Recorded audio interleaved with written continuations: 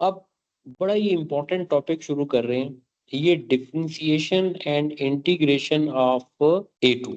मैं दोनों चीजें साथ लेके चलूंगा। जितनी डिफरेंशिएशन और इंटीग्रेशन आपने पढ़ी थी वो पोलिनोमियल से रिलेटेड थी। अब हम नए फंक्शंस की तरफ आ रहे हैं, इनकी अपनी टेक्निक्स है। जैसे कि हम सबसे पहले कंसिडर करते हैं एक एक्सपोनेंशियल फंक्शन। एक्सपोनेंशियल फंक्शन में e पावर x, एक सिंपल सी एग्जांपल ली है, इसका डेरिवेटिव बनेगा e पावर x। मजे की बात है, जो फंक्शन है वही उसका डेरिवेटिव है। एक्सपोनेंशियल फंक्शन की एग्जांपल ली, e पावर x, डेरिवेटिव इसका बहुत सिंपल है, ex का डेरिवेटिव ex होता है। लेकिन अगर हम इस क्वेश्चन को थोड़ा सा चेंज कर लें, इसमें मैं लिख देता हूँ e पावर 2x। अब इसका डेरिवेटिव ये बनेगा exponential function as it is multiply with the derivative of power which is 2। This is answer. अब इसके साथ आप कोई भी एक्सपोनेंशियल फंक्शन बना सकते हैं। -4x, डेरिवेटिव इसका क्या बना, exponential function as it is multiply with derivative of power. Arrange करके लिखें और ये आंसर आ जाएगा। तो यहां से अगर मैं इसको जनरलाइज फॉर्म में लिखूं तो जनरलाइज फॉर्म में ये बनेगा e power f of x, यानी कोई भी फंक्शन f ऑफ x की जगह पे हो सकता है। एक दफा exponential function as it is है और डेरिवेटिव ऑफ पावर, देखिए पावर में f ऑफ x है, उसका डेरिवेटिव साथ मल्टीप्लाई करना है, ये एक्सपोनेंशियल फंक्शन कंप्लीट हो जाता है। जैसे कि इस एग्जांपल में dy by dx है, it is e power -3x, we write the function as it is and the derivative of the power is -3, -3 e power -3x. Next example, derivative exponential function as it is, derivative of power is -1, so it is minus e power -x. तो आप देख सकते हैं कि इसके derivative की अपनी technique है और उस टेक्निक को हम फॉलो करेंगे। लेट्स हैव फ्यू एग्जांपल्स और लेट्स डू इट क्विकली। देखिए exponential function e power 2x है, इसका डेरिवेटिव आना है। तो e power 2x as it is derivative of power which will give 6 e power 2x answer. Next example, dy by dx exponential function as it is multiply with derivative of power which is equal to 3 e power 3x plus 4. Likewise next है और take it as a homework। और अब इस question में देखेंगे, this example we have two terms, one is X square, other is exponential term. जो X square है उसका डेरिवेटिव उसी तरीके से होना है जो हम पावर रूल से करते थे, यानी हम पावर को मल्टीप्लाई करेंगे और पावर में से वन माइनस करेंगे। लेकिन जहां पे एक्सपोनेंशियल फंक्शन आ जाएगा, जैसे ये e पावर 2x है, एक दफा फंक्शन वैसे ही लिखेंगे और मल्टीप्लाई करेंगे डेरिवेटिव ऑफ पावर, सिंपलीफाई करके आंसर दे दें, दिस इज आंसर।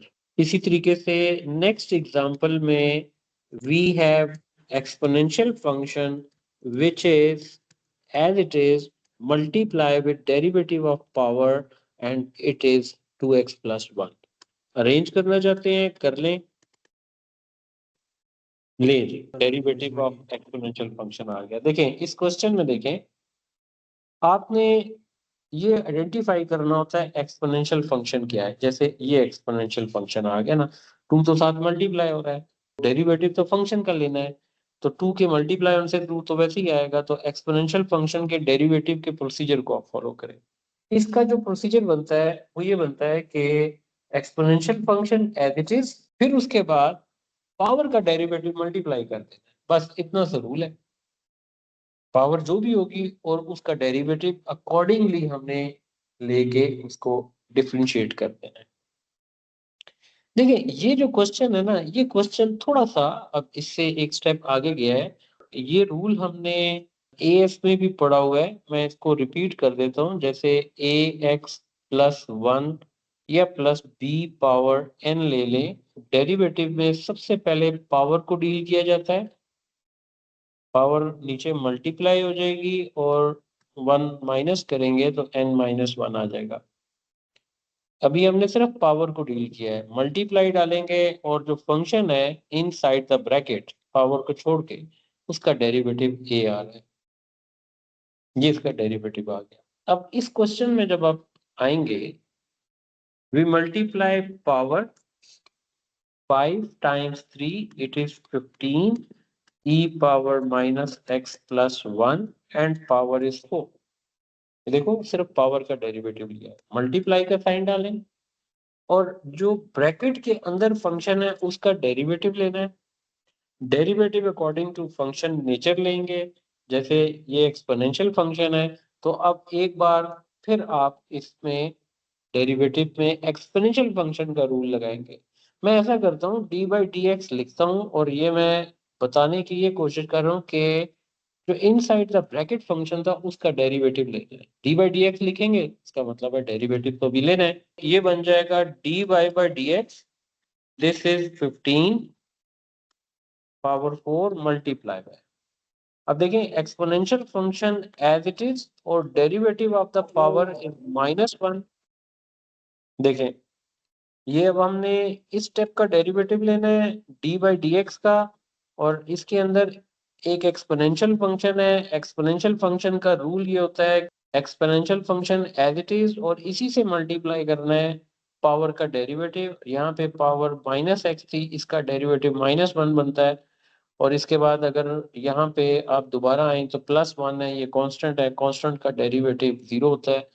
ये फाइनल आंसर आ गया। इसको अरेंज करना चाहते हैं -e⁻−x e⁻−x +4 and whole power 4, ये आंसर आ गया e⁻−x +1 होल पावर 4। ये था हमारे पास रूल डेरिवेटिव का। अगर आप इस रूल को यहाँ पे कंक्लूड कर दें, जैसे मैंने ऊपर लिखा हुआ था कि कोई भी एक्सपोनेंशियल फंक्शन है, मैं इन जनरल इसको एफ ऑफ एक्स कह देता हूँ, जब हम इसको D Y by D X करेंगे, मैंने जैसा कि रूल बताया आप इस रूल को फॉलो करें कि exponential function as it is, आप इस तरीके से इसको रिपीट कर सकते हैं कि जो भी एक्सपोनेंशियल फंक्शन दिया है उसको एज इट इज लिखें, मल्टीप्लाई का साइन डालें और ई की पावर में चेक करें ये एफ ऑफ एक्स फंक्शन है तो इसका डेरिवेटिव ले लेना है और ये कंप्लीट हो जाएगा। ले जी नेक्स्ट पार्ट, इसमें हम डेरिवेटिव लेते हैं और exponential function as it is ले लेते हैं और डी बाई डी एक्स कर देते हैं। We are going to take the derivative of power. तो नेक्स्ट स्टेप में आप डेरिवेटिव ले लेते हैं। डेरिवेटिव अब जरा आसान हो जाएगा क्योंकि रूट को हमने पावर में कन्वर्ट कर दिया है। तो nature of the next function is with whole power. The first thing is we take the derivative of power, यानी पावर को डील करें और जब आप पावर को कोफिशिएंट से मल्टीप्लाई करेंगे तो पावर में से 1 माइनस करना है और इस सारे प्रोसेस में ब्रैकेट के अंदर जो फंक्शन है उसको एज इट इज रखना है, मल्टीप्लाई का साइन डालें। अब इन साइड द ब्रैकेट जो फंक्शन है उसका डेरिवेटिव ले लें। तो आप देख सकते हैं कि इन साइड द फंक्शन का डेरिवेटिव आसान है क्योंकि 1 का डेरिवेटिव 0 आ गया और -x² का डेरिवेटिव -2x आ जाएगा। ये एक पूरा प्रोसेस कंप्लीट हो गया। ये 2 -2 से कैंसिल हो जाएगा। इसको आप जैसे भी सेटिंग कर सकते हैं, ये सेटिंग करें, यहाँ बचेगा -x और डिनोमिनेटर में आ जाएगा 1 - x²। और इसकी पावर को जब आप सिंप्लीफाई करेंगे तो -1/2 है जो नीचे आके +1/2, ये फाइनल इसका आंसर बन जाएगा। जितने मेथड एएस में हमने पढ़े थे, जैसे इक्वेशन ऑफ टेंजेंट फाइंड करना, इक्वेशन ऑफ नॉर्मल फाइंड करना और स्टेशनरी पॉइंट डेरिवेटिव में, वो सब के सब मेथड वैसे ही लगेंगे। मैंने एक क्वेश्चन ये ले लिया है ताकि हम इसको डिस्कस करते हैं अकॉर्डिंग टू स्टेशनरी पॉइंट। यानी इसका मतलब है डेरिवेटिव तो लेना सबसे पहला स्टेप बनेगा। It is D Y by D X, to 2x का डेरिवेटिव 2 और ex का डेरिवेटिव ex, क्योंकि इसकी पावर सिंपल है x और x का डेरिवेटिव 1 है तो इसको फर्दर लिखने की जरूरत नहीं है। यहाँ पे एक्सपोनेंशियल फंक्शन को इक्वल टू 0 करें स्टेशनरी पॉइंट निकालने के लिए और e ऑफ x का आंसर आ रहा है 2, लेकिन हमने तो x की वैल्यू लेनी है। यहाँ पे जब हम log अप्लाई करेंगे ये आ जाएगा x log e is equal to log 2। हमें ये पता है log e की वैल्यू होती है 1। वहां से ये पता चला x की वैल्यू बन जाएगी log 2। जो मेन क्वेश्चन है उसको 1 ले ले, डेरिवेटिव को 0 रखने से जो x की वैल्यू आती है उसके बारे में अगर हम लिखें, ये x coordinate of stationary point है। क्योंकि हमने पॉइंट कंप्लीट फाइंड करना है, y की वैल्यू भी चाहिए। Let's put in equation number 1 y is equal to 2x, x is log of 2 minus e power x। यहां से भी मैं e पावर x की वैल्यू पिक कर सकता हूं कि जो कि 2 आ रही है। अगर x की वैल्यू जो log 2 है इसको एक्सपोनेंशियल फंक्शन में पुट करें, बात वही आएगी। तो ये 2 बन रहा है विच इज log ऑफ 4। क्योंकि ये 2 मल्टीप्लाई हो रहा था और मैं इसको इसकी पावर में लाया, 2 स्क्वायर 4 हो जाएगा और ये -2 बन गया। Stationary point X Y is equal to log of 4 minus. इस क्वेश्चन में क्योंकि हमने सिंपल स्टेशनरी पॉइंट निकालना था वो हमने निकाल लिया, इसकी नेचर पे हम नहीं जा रहे क्योंकि उसने पूछा नहीं था। अब डिफरेंशिएशन ऑफ एक्सपोनेंशियल फंक्शन तो हमने सीख लिया है। अब हम देखेंगे कि इंटीग्रेशन ऑफ एक्सपोनेंशियल फंक्शन क्या होता है। यहाँ पे ये जो फर्स्ट फंक्शन कंसिडर किया है e power A x, D by D x ये शो कर रहा है, इसका हम डेरिवेटिव ले रहे हैं। तो यही मेथड जो अभी हमने किया है इसको मैं दोबारा लिखता हूँ, exponential function as it is with the derivative of the power, multiply with derivative of power, ये multiply ये रूल है। इंटेग्रल का रूल इसी से मिलता जुलता है।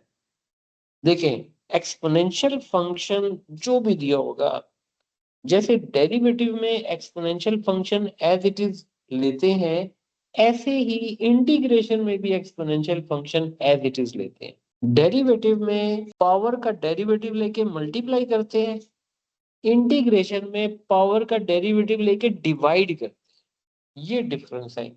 जब आप डिफरेंशिएशन और इंटीग्रेशन ऑफ एक्सपोनेंशियल फंक्शन ले रहे हैं तो इन दोनों में एक चीज, एक प्रोसेस सेम है कि exponential function will be taken completely as it is. फिर उसके बाद नेक्स्ट स्टेप में जो पावर है उसका डेरिवेटिव लेना है। अगर आप D Y by D X निकाल रहे हैं तो डेरिवेटिव मल्टीप्लाई हो जाएगा, अगर आप इंटेग्रल निकाल रहे हैं तो वो डेरिवेटिव डिवाइड हो जाएगा।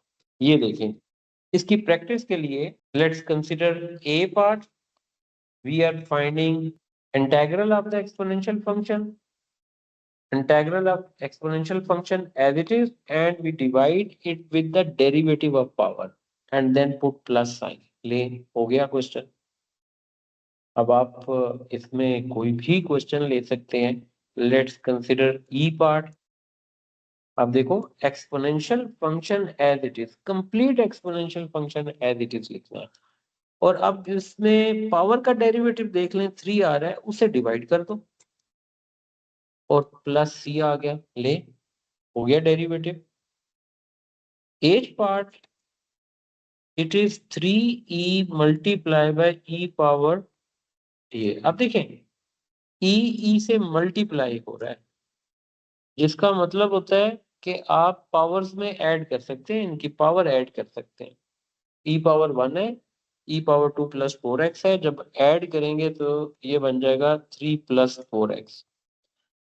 अब इसका इंटेग्रल क्या है, exponential function as it is, और डेरिवेटिव ऑफ पावर ले लें, इसको डिवाइड कर दें और ये प्लस सी ले, ये भी हो गया। आप देख सकते हैं कि differentiation of exponential function, integration of exponential function, it's very simple rule. आप इसको बड़े इजीली सॉल्व कर सकते हैं। इसके बाकी रिमेनिंग पार्ट्स आप इसको ट्राई करें, प्रैक्टिस करें ताकि ये कॉन्सेप्ट क्लियर हो। आगे चलते हैं। देखिए इंटेग्रल लेने हैं, लेकिन इसमें डिफरेंस क्या है, हमें साथ इसने पावर भी दे दी। ऐसे किसी भी केस में इंटेग्रल देखें, -2 से 0 2e power 1 - 2x and dx, इसका इंटेग्रल बन जाना है e power 1 minus 2x exponential function as it is and divide it with the derivative of power, और जो कि ये कैंसिल करेगा और लिमिट साथ हमने लिख दी। अब लिमिट के अप्लाई करने से पहले अगर मैं इसको ऐसे लिख दूं और फिर लिमिट पुट कर देते हैं, और जो भी लिमिट पुट करने से आंसर आएगा वो हमारा रिक्वायर्ड आंसर आ जाएगा। देखें 1 माइनस 0, अपर लिमिट पुट की, नेगेटिव साइन आया क्योंकि ये क्वेश्चन माइनस के साथ चल रहा था, तो 1 माइनस 2 इंटू -2 माइनस ई, ये माइनस माइनस प्लस, और ई पावर 5। ये आंसर भी लिया जा सकता है, और अगर आप इसको न्यूमेरिकल फॉर्म में लेना चाहते हैं तो कैलकुलेटर यूज करके आप इसका आंसर भी लिख सकते हैं। इसमें ई पार्ट में although function is very simple but the limits are in the form of log. Rule तो बिल्कुल चेंज नहीं होगा, एक्सपोनेंशियल फंक्शन का इंटेग्रल वही चीज है, और जो पावर में एक्स है, एक्स का डेरिवेटिव 1 है, उसको डिनोमिनेटर में लिखने की जरूरत भी नहीं है। अब आप साथ लिमिट ले लें और अगले स्टेप में लिमिट को सब्स्टिट्यूट कर दें।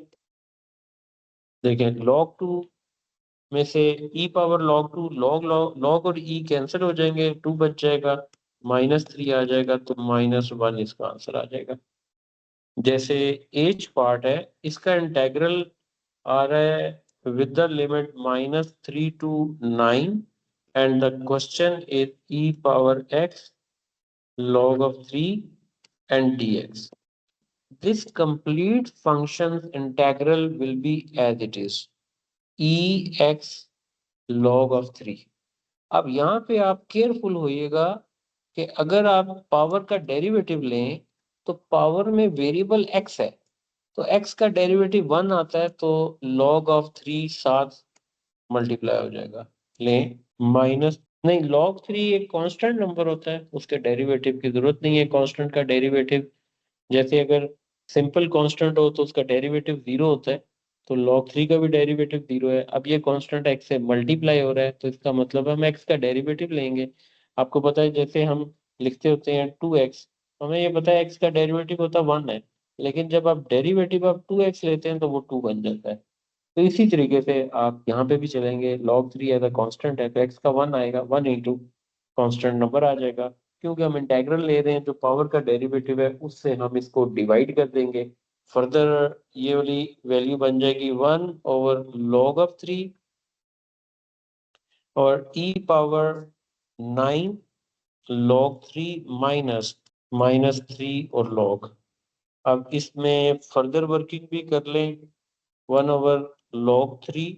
अब देखें कि इसको मैं अगर ऐसे लिख दूं 3 पावर 9 और e power log of 3 power -3, ताकि e और log तो कैंसिल हो जाए।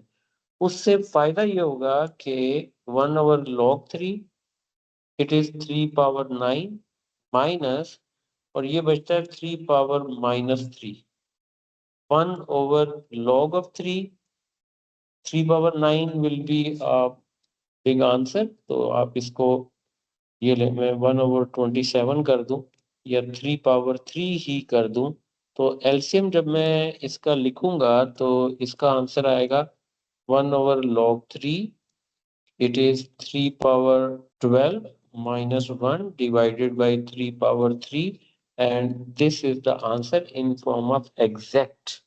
अदरवाइज आप यहाँ पे डेसिमल में ले सकते हैं, कैलकुलेटर को यूज करके फाइंड आउट।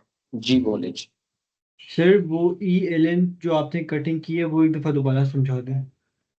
अच्छा ये देखिए, देखिए जो हमने लॉग के अंदर ये बात सीखी थी, जैसे मैं लिखता हूँ e ऑफ x पावर 3 है, और हमें इसको करना पड़े सॉल्व, तो सॉल्व करने के लिए x की वैल्यू फाइंड करनी है जो पावर में है, तो हम लॉग लेते हैं।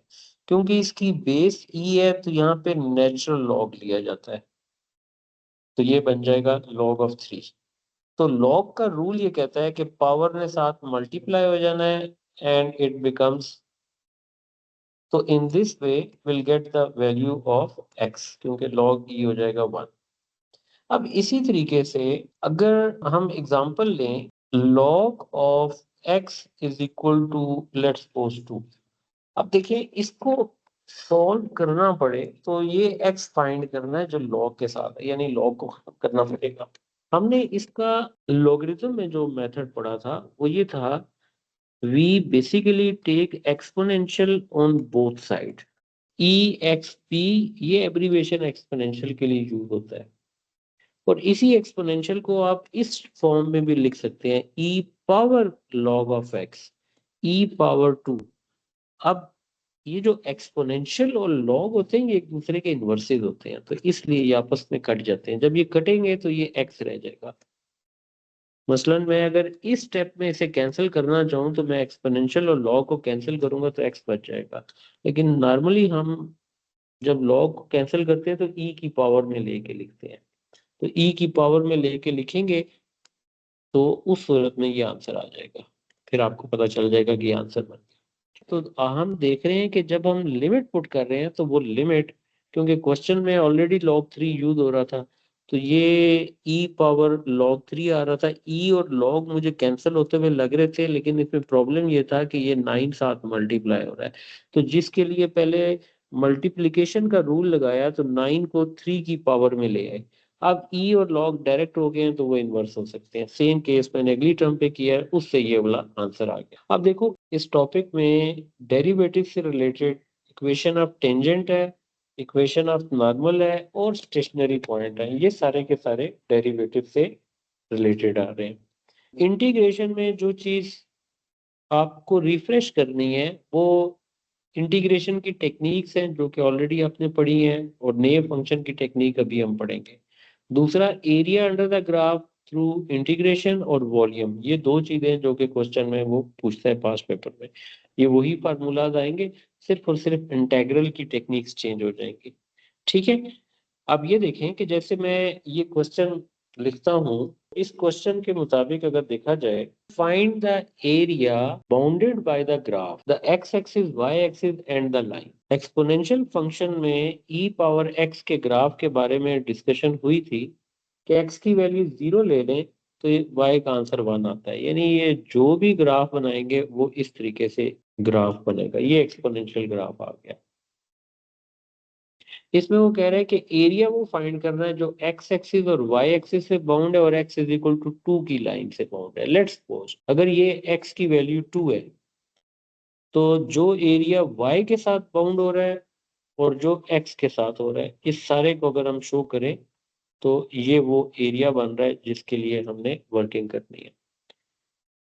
एरिया का फॉर्मूला ये बनता है कि लिमिट आ जाएगी a से b ऑफ द फंक्शन, इस पे हम वर्किंग कर लेंगे।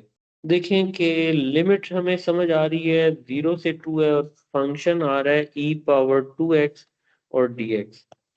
एक्सपोनेंशियल फंक्शन का इंटेग्रल, एक दफा फंक्शन बिल्कुल एज इट इज लिखेंगे और फिर जो पावर है उसका डेरिवेटिव लेके नीचे डिवाइड कर देंगे, साथ हम इसमें लिमिट को अप्लाई करेंगे, लिमिट बन जाएगी e power 4 minus e power 0 और इसमें डिवाइड बाई 2 आ रहा है, या आप इसको ऐसे भी लिख सकते हैं 2 के साथ e power 4 over minus 1 over 2 और e power 4 minus 1 over 2. As we are finding area, so we can write as a square unit. Question number 10 में इंफिनिटी का रोल सामने आ रहा है, जिसमें 0 से लेकर n लिया है। पहले तो कहता है आप इसको इंटेग्रल लें इसका, e power minus X divided by -1 and then we substitute the limit which is equal to e power minus n minus, और देखें लोअर लिमिट आएगी माइनस ई पावर 0। ये ऐसे करके आना है क्योंकि ये नेगेटिव साइन एक्सपोनेंशियल फंक्शन के साथ आ रहा है, माइनस ई माइनस एन और +1। This is 0 to n E power minus X और dx। पहले हमने इसको इंटीग्रेट किया, फिर वो कहते हैं deduce the value of 0 to infinity. आप ये देखो कि 0 टू इंफिनिटी की वैल्यू डिड्यूस करने का मतलब है हम इन दोनों स्टेप्स को कंपेयर करें तो हमें ये आइडिया होता है कि this implies that n is equal to infinity, ज़ाहिर है कोई भी नंबर इन्फिनिटी के इक्वल नहीं हो सकता, तो हम उसे अप्रोचेस टू इन्फिनिटी कह लेते हैं। इसका मतलब है जहां जहां एन आ रहा है इस पे आप इन्फिनिटी को पुट कर दें। ये बन जाएगा 0 to ∞ E power minus x D x minus E power minus infinity plus 1। यहाँ पे ये पॉइंट नोट करने का है, whenever we have e power minus infinity इसका आंसर 0 आएगा, e पावर प्लस इन्फिनिटी आ जाए तो ये इन्फिनिटी आता है। इसकी रीजन भी हम बिल्कुल देख सकते हैं। फॉर एग्जांपल मैं आपके सामने एक कैलकुलेटर पे ये वर्किंग शो करता हूँ, फिर हम क्वेश्चन पे वापस आते हैं। देखिए कैलकुलेटर पे टेबल पे ही जाते हैं और टेबल पे एक्सपोनेंशियल फंक्शन हम ले लेते हैं। जैसे मैं ले लेता हूँ शिफ्ट ई पावर माइनस एक्स, ये ले लेते हैं, ठीक है। और इसमें हम स्टार्ट कर देते हैं, इसकी वैल्यू बेशक आप नेगेटिव ले लें और -5 ले लें और इसकी वैल्यू +5 तक ले लें, कोई फर्क नहीं पड़ेगा। स्टेप आप जितना छोटा कर सकते हैं, मतलब मैं 0.2 का स्टेप ले लेता हूँ। अब आप जरा इसके आंसर्स को चेक करिएगा। देखें -5 पे कितना आंसर आ रहा है, 148, ठीक। आप जूं जूं आगे बढ़ते जाएंगे 121, देखें फिर देखें ये 99। आप देख रहे हैं कि y के आंसर्स डिक्रीज हो रहे हैं, यानी माइनस का ग्राफ ये इस तरीके से बढ़ता जा रहा है। अब मैं इसको जूं जूं आगे बढ़ता जाऊंगा तो देखिए मैं जब इसका मैक्सिमम वैल्यू पे जाके आंसर चेक करता हूँ, मतलब इन लास्ट फ्यू वैल्यूज को चेक करते हैं। जैसे ये वैल्यू है, ये 0.1 आ रही है, 0.01। इससे नेक्स्ट को चेक करें, ये 0.008 है। फिर आप इसको चेक करें कि 0.006 है। इसका मतलब है आप जितनी एक्स की वैल्यूज बढ़ाते जाएंगे आपका आंसर कभी जीरो नहीं आएगा, लेकिन जीरो के क्लोज आएगा। और जीरो के क्लोज आने का मतलब है कि अगर यहाँ पे एक्स एक्सिस का ग्राफ स्केच कर दें तो ये एक्स एक्सिस की तरफ बढ़ता जाएगा, लेकिन ये कभी एक्स एक्सिस को टच नहीं करेगा, ठीक है। तो ये हमारे पास सिचुएशन होती है जिसकी वजह से हम कहते हैं कि ई पावर माइनस इन्फिनिटी 0 है। प्लस इन्फिनिटी को आप इसी तरह कैलकुलेटर पे चेक कर सकते हैं। और अब ये जो क्वेश्चन बनेगा 0 to ∞ E power minus x D x, क्योंकि हमने कहा कि ये वाली वैल्यू 0 है तो आंसर 1 आ जाएगा, ये डिड्यूस हो गया, ठीक। यहाँ तक हमारा काम एक सेगमेंट मैंने पूरा किया है।